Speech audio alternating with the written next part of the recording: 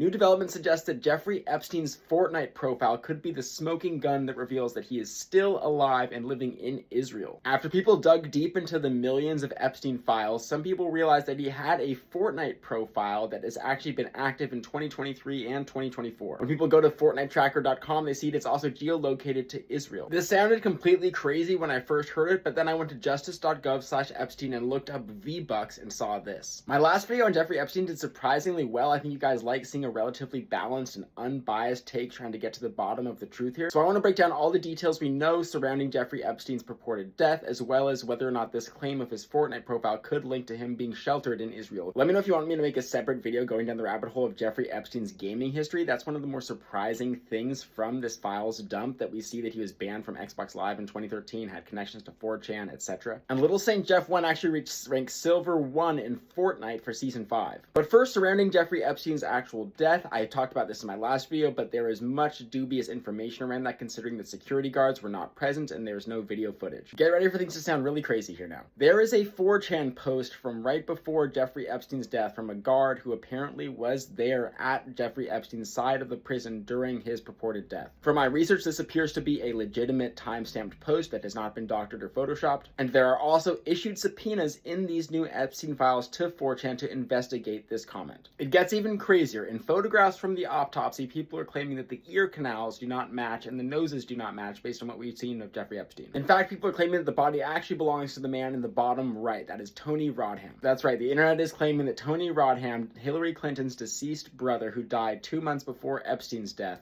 is the man who was shown here in the autopsy. But honestly, the notion that they would use the brother of one of the most famous politicians in the world to mask Jeffrey Epstein's death makes zero sense at all. But let's look into these Fortnite claims. Did Jeffrey Epstein just love a game where he could go and be around kids on an island? Posts are claiming that he was an avid Fortnite player, but there is not proof of that. Fortnite is mentioned in several emails, but it's mostly relating to stock advice and his other video game dealings with Activision. Additionally, the email to and from are both redacted from this email regarding the V-Bucks purchase. Now let's look at this Fortnite profile, Little Saint Jeff 1. Jeffrey Epstein did have Little Saint Jeff at yahoo.com as one of his many emails, and he did have Little Saint Jeff 1 as his YouTube profile, and from which he purchased YouTube Red in 2016, as well as several other movies. But here's the issue. There's no proof that Little Saint Jeff 1 is also his Fortnite username. In fact, if you look at some other posts that screenshotted this account before it went private on Fortnite Tracker, they don't have the Israeli flag, so it suggests that maybe even someone put that in with Photoshop. I do notice a lot of people on the internet who want to just connect everything about Jeffrey Epstein to their personal agenda about Israel. So this appears highly unlikely right now, but let me know your analysis of the whole thing now that you have some evidence. Let me know if there's anything else that you want me to investigate.